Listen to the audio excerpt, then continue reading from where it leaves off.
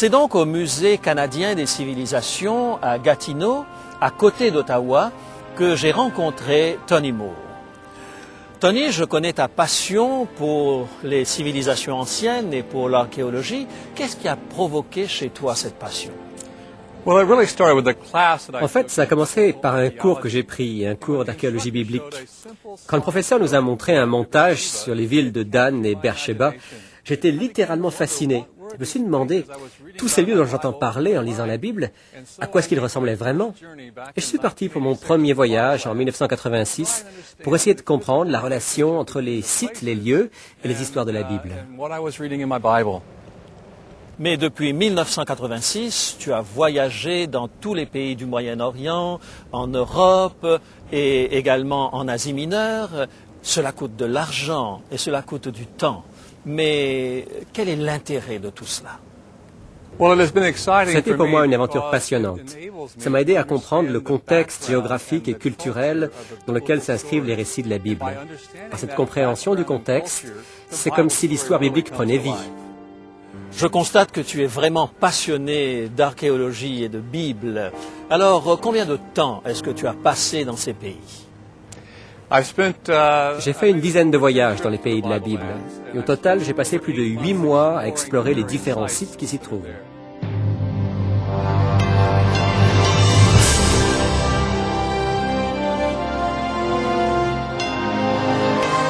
Elle a résisté à l'épreuve du temps. La Bible, le livre de la révélation, est toujours d'actualité dans le monde complexe d'aujourd'hui. Voici, il est écrit. C'est un message de foi et d'espérance que vous présente maintenant José Élysée.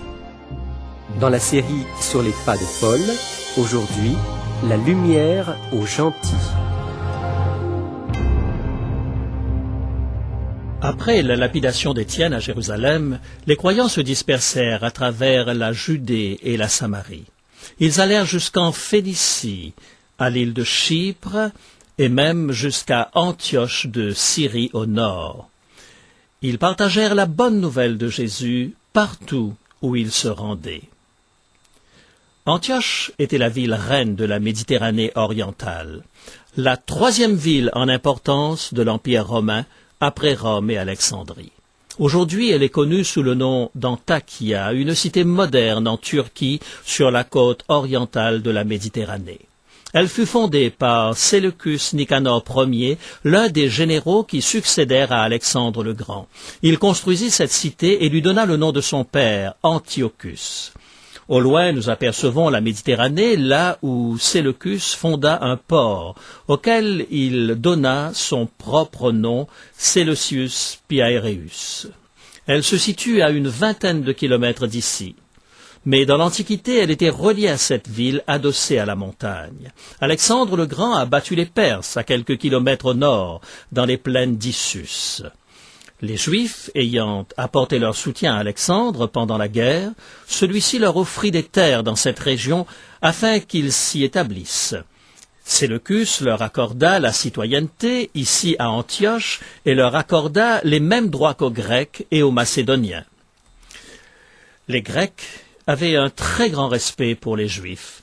Ils les appelaient le peuple du livre, car ils avaient en commun avec les Juifs une longue histoire et une langue très ancienne.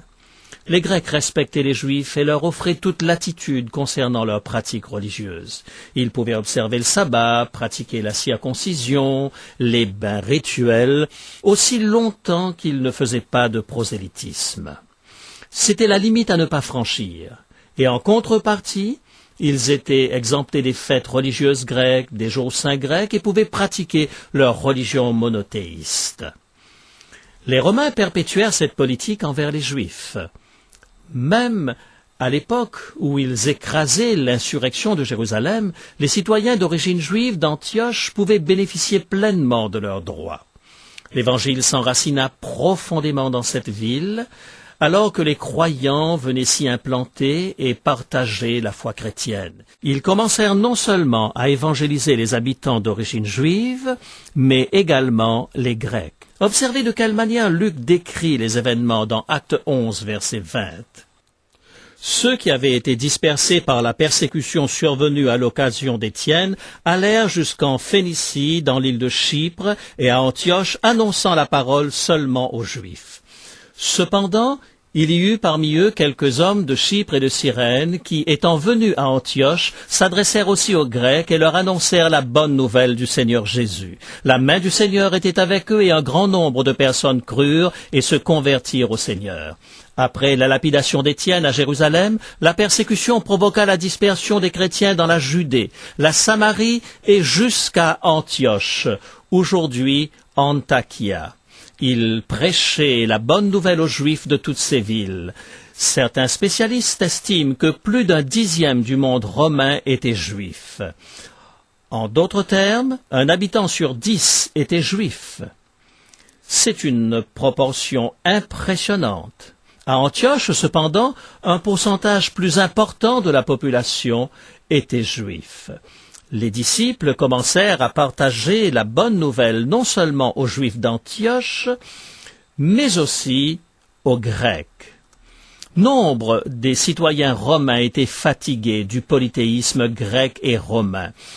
Ils en avaient assez de cette multiplicité de dieux et ils considéraient le monothéisme juif comme une religion bien plus simple. Ils étaient attirés par la notion d'un Dieu unique. Nous les retrouvons tout au long de notre série sous l'appellation des craignants Dieu. On estime à 25% le nombre d'habitants de l'Empire romain qui étaient des craignants Dieu. En d'autres termes, un habitant de l'Empire sur 4 avait un préjugé favorable envers le judaïsme, mais il n'était pas prêt à devenir juif. Aussi, l'Évangile trouva un terrain extrêmement fertile à Antioche. Un grand nombre de personnes crurent dans cette ville. L'Église explosait. Voici comment Actes rapporte l'événement. Le bruit en parvint aux oreilles des membres de l'Église de Jérusalem et ils envoyèrent Barnabas jusqu'à Antioche. Lorsqu'il fut arrivé et qu'il eut vu la grâce de Dieu, il s'en réjouit et il les exhorta tous à rester d'un cœur ferme, attaché au Seigneur. Car c'était un homme de bien, plein d'Esprit Saint et de foi. Et une foule assez nombreuse se joignit au Seigneur. Barnabas se rendit ensuite à Tars pour chercher Saul, et l'ayant trouvé, il l'amena à Antioche. Pendant toute une année, ils se réunirent aux assemblées de l'Église, et ils enseignèrent beaucoup de personnes. Ce fut à Antioche que pour la première fois, les disciples furent appelés chrétiens. L'Église connaissait une croissance exponentielle. Les apôtres à Jérusalem demandèrent à Barnabas de se rendre à Antioche pour examiner la situation. Il était chargé d'organiser et de développer l'Église dans cette immense métropole. Lorsque Barnabas eut atteint la ville, à 500 kilomètres de là, il fut enthousiasmé par ce qu'il vit. Un nombre extraordinaire de Juifs et de Grecs avaient accepté Jésus comme leur Messie.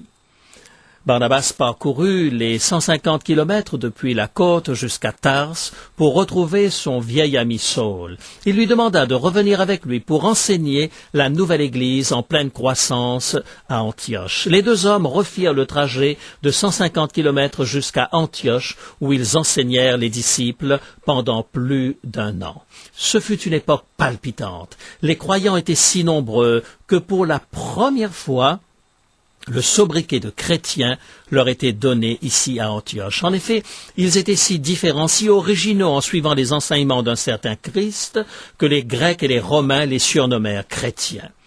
Cette caverne pourrait être considérée comme la première église chrétienne, car c'est là que se réunissaient ces gens que l'on surnommait les chrétiens. C'est l'église la plus ancienne d'Antioche. En réalité, il s'agit d'une caverne située dans le flanc de la montagne. C'est un lieu original avec des autels de pierre et sur le côté, un tunnel par lequel les croyants pouvaient s'échapper et à travers un passage particulier gagner les montagnes environnantes. En effet, cet endroit est un lieu particulièrement sacré ici à Antioche. À la fin du 1er siècle, l'église d'Antioche était devenue le second centre le plus influent du christianisme dans le monde. Et lorsque Jérusalem tomba entre les mains des Romains et que les Juifs et les chrétiens furent bannis de la cité sainte par Hadrien, Antioche devint la capitale de l'enseignement chrétien pour le monde romain. Mais quand on flâne aujourd'hui dans les rues de cette ville à la recherche d'une église chrétienne, il est triste de constater qu'il ne s'en trouve aucune. Il n'y a pratiquement aucun chrétien dans cette ville où les disciples de Jésus ont été pour la première fois appelés chrétiens. On n'y trouve guère de croyants à Antioche. Antioche qui avait envoyé l'apôtre Paul 3 fois en tournée missionnaire. Lorsqu'une famine fut prédite dans l'Empire romain, une collecte spéciale fut organisée à Antioche, et ce furent Barnabas et Saul qui la firent parvenir à Jérusalem. Lorsque Saul et Barnabas revinrent de Jérusalem à Antioche, l'Église était en liesse, et une révélation particulière fut donnée lors d'une réunion de prière. Pendant qu'ils servaient le Seigneur dans leur ministère et qu'ils jeûnaient, le Saint-Esprit dit « Mettez-moi à part Barnabas et Saul pour l'œuvre à laquelle je les ai appelés. » Alors, après avoir jeûné et prié, ils leur imposèrent les mains et les laissèrent partir. Luc décrit la manière dont les anciens de l'église d'Antioche mirent à part Saul et Barnabas. Ils leur imposèrent les mains et les mandatèrent pour une mission particulière vers des territoires vierges. Acte 13, verset 4 précise « Barnabas et Saul, envoyés par le Saint-Esprit, descendirent à Séleucie et de là ils s'embarquèrent pour l'île de Chypre. » Oui, ils parcoururent les 20 kilomètres depuis Antioche jusqu'au port. À cette époque, ce port grouillait d'activités, servant de point d'accostage à la capitale de la Syrie, Antioche.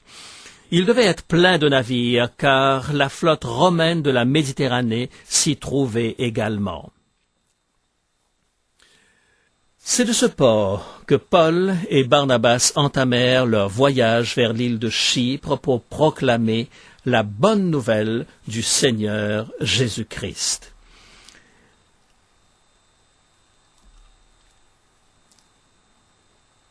Ils abordèrent à Salamis, d'où Barnabas était originaire. Ils partagèrent l'Évangile avec sa famille et ses amis, et l'Évangile fut implanté dans cette ville. Luc décrit de quelle manière ils ont traversé l'île, visitant les villes et les villages, partageant la bonne nouvelle de Jésus-Christ, le Messie. Lorsque Saul, Barnabas et Jean-Marc atteignirent la côte orientale de l'île, ils arrivèrent à la capitale provinciale, Paphos. C'était le lieu de résidence du gouverneur romain, Sergius Paulus. Luc nous raconte comment un sorcier juif du nom de Bar-Jésus tenta de s'opposer à l'œuvre de Saul et de Barnabas. Le gouverneur romain voulut en savoir plus, mais cet homme continuait de s'y opposer. Acte 13, verset 6. Ayant ensuite traversé toute l'île jusqu'à Paphos, ils trouvèrent un certain magicien, faux prophète juif, nommé Bar-Jésus, qui était avec le proconsul Sergius Paulus, homme intelligent.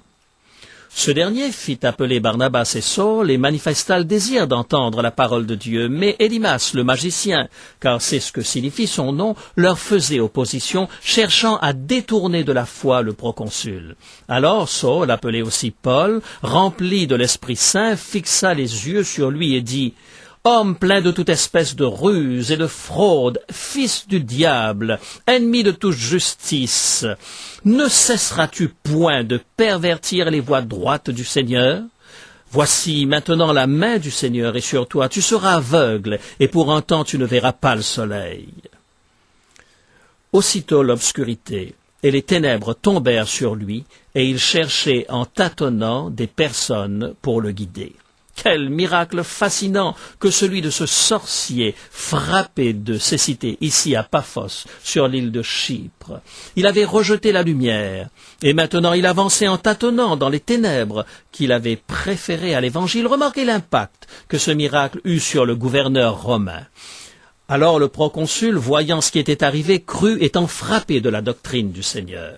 Luc décrit comment le proconsul accepta l'Évangile grâce au miracle opéré sur l'île provinciale de Chypre à Paphos. Sergius Paulus fut le premier haut fonctionnaire romain à accepter l'Évangile grâce à la prédication de Paul et de Barnabas lors de leur voyage missionnaire. Il ouvrit son cœur à Dieu et devint un croyant. À partir de ce moment, Luc ne parlera plus de Saul, mais de Paul. Fort probablement, il avait adopté le nom de Paul en l'honneur de ce fonctionnaire romain converti au christianisme. À moins qu'il ait considéré nécessaire d'adopter un nom plus populaire dans les milieux romains alors que l'Évangile y était prêché. Nous constatons qu'à partir de ce moment, il sera toujours appelé Paul dans le livre des Actes des Apôtres. Paul, Barnabas et Jean-Marc firent voile de Chypre vers la Pamphylie. Voici en quels termes Luc le rapporte dans Acte 13, verset 13. Paul et ses compagnons s'étant embarqués à Paphos, se rendirent à Perge en Pamphylie. Jean se sépara d'eux et retourna à Jérusalem. Luc décrit le voyage vers Perge. Me voici assis à l'extrémité de l'acropole, dominant les anciennes ruines de Perge, sur la côte sud-ouest de la Turquie. Les ruines de cette ville sont impressionnantes. La ville comprend un théâtre de plus de 14 000 places, construit dans le style grec et remanié par les Romains. On y trouve également un stade à gradins pouvant contenir 12 000 personnes. La fontaine monumentale constituait l'un des plus beaux bâtiments de l'ancienne Perge. Elle se trouvait au pied de l'acropole. L'eau provenant des sources était canalisée et concentrée en dessous du Cestrus, le dieu fleuve, d'où elle descendait en cascade, remplissant cette piscine entourée de grandes colonnades et de statues. Elle coulait ensuite en ondulant dans l'aqueduc qui traversait le centre de la ville. La rue principale, qui courait au nord et au sud, était flanquée d'une double arcade. À l'intérieur de ces arcades se trouvaient des boutiques. Perge, située sur une plaine côtière humide, bénéficiait du confort de l'air conditionné et se trouvait rafraîchie par l'eau qui coulait au centre de la rue. Ce fut dans cette ville que Paul, Barnabas et Jean-Marc eurent le privilège de proclamer l'Évangile. Et ce fut de là que Jean-Marc les quitta pour retourner vers sa mère à Jérusalem. Paul et Barnabas partirent de cette ville vers les hauts plateaux et les régions de la Galatie et de la Phrygie pour y proclamer la bonne nouvelle. Nous voici maintenant dans le village moderne de Kovanlik, où se trouve une section de l'ancienne voie romaine. Elle est connue sous le nom de Via Sosente. Cette route relie la Pamphylie le long de la côte au plateau de la Phrygie, de la Galatie et de la Pisidie.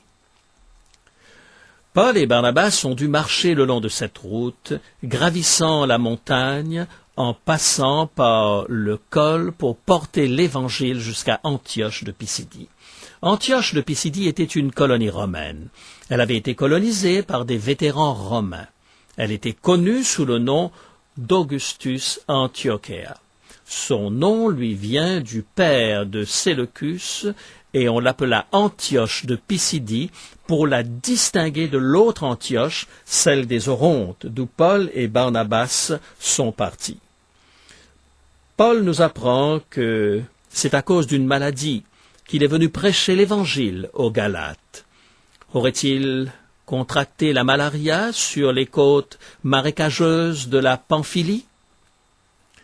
Est-ce la raison pour laquelle il choisit d'aller vers l'intérieur des terres, vers les villages d'Antioche de Pisidie, d'Icône, de Derbe et de Lystre? Ces villes, relativement petites comparées à Éphèse, Perge ou Corinthe, voire même Tarse, étaient isolées.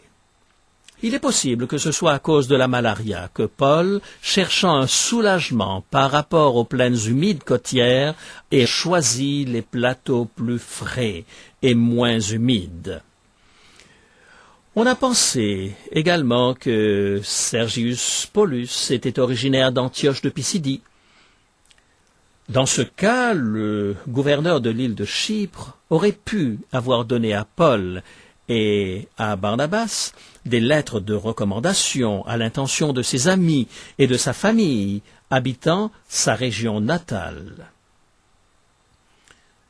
Quelle qu'en soit la raison, les deux apôtres quittèrent la côte et la ville de Perge pour commencer l'ascension de ce col de montagne afin d'atteindre le plateau anatolien.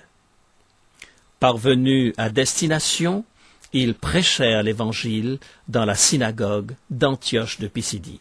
Voilà où nous nous rendons, à Antioche de Pisidie, là où Paul a partagé l'Évangile avec les Juifs et les gentils dans une synagogue le jour du sabbat.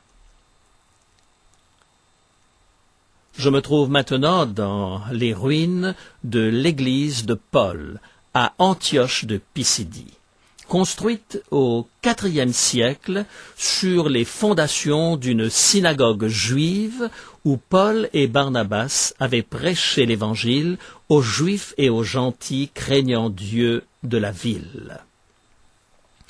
Luc nous raconte comment ils entrèrent dans la synagogue un jour de sabbat. Après la lecture de l'Écriture, on leur demanda d'apporter une parole d'édification à la congrégation. Avaient-ils des choses à raconter? Sans aucun doute.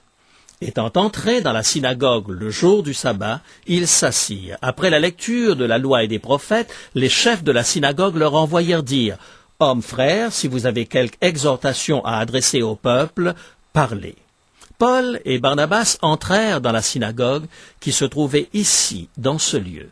Ils y entrèrent un sabbat, et après la lecture de la loi et des prophètes, le chef de la synagogue leur demanda s'ils désiraient partager une parole d'encouragement avec l'assemblée. Paul avait un message puissant à partager. Le cœur du peuple était ouvert. Ils crurent et répondirent positivement à ce message. Et Luc nous rapporte, lorsqu'ils sortirent, on les pria de parler le sabbat suivant sur les mêmes choses. Et à l'issue de l'assemblée, beaucoup de Juifs et de prosélytes pieux suivirent Paul et Barnabas, qui s'entretèrent avec eux et les exhortèrent à rester attachés à la grâce de Dieu. Dieu agissait, mais le diable menaçait. Verset 45, les Juifs, voyant la foule, furent remplis de jalousie, et ils s'opposèrent à ce que disait Paul, en le contredisant et en l'injuriant. Oui, lorsque les Juifs virent cette immense foule de gentils venus écouter la prédication de Paul, ils furent saisis de jalousie. Le mot jaloux semble déplacé dans ce contexte. Était-il jaloux parce qu'une foule plus importante venait écouter Paul plutôt qu'eux-mêmes? La racine du mot jaloux est la même que celle du mot zélé. Les Juifs étaient zélés pour les traditions de leur père. Le fait que Paul présentait l'Évangile aux gentils, leur permettant de croire en un Messie juif, sans pour autant devenir juifs, les préoccupait au plus haut point. Paul n'exigeait pas des gentils la circoncision, et encore moins qu'ils devinssent des Juifs avant d'accepter Jésus. Ceci provoqua une agitation dans la communauté juive. Nous lisons verset 46, Paul et Barnabas leur dirent avec assurance, « C'est à vous, premièrement, que la parole de Dieu devait être annoncée, mais puisque vous la repoussez et que vous jugez vous-même indigne de la vie éternelle, voici nous nous tournons vers les païens. Car c'est ainsi que l'a ordonné le Seigneur, je t'ai établi pour être la lumière des nations, pour porter le salut jusqu'aux extrémités de la terre. » Paul leur dit qu'il était venu d'abord pour prêcher l'Évangile à eux, les Juifs, mais puisque maintenant ceux-ci rejetaient son message, il se tournait vers les gentils. À partir de ce moment, Paul et Barnabas prêchèrent aux gentils de la ville d'Antioche de Pisidie.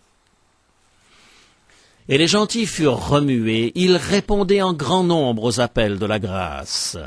Un immense réveil se répandait dans toute la colonie romaine. Les conversions se multipliaient.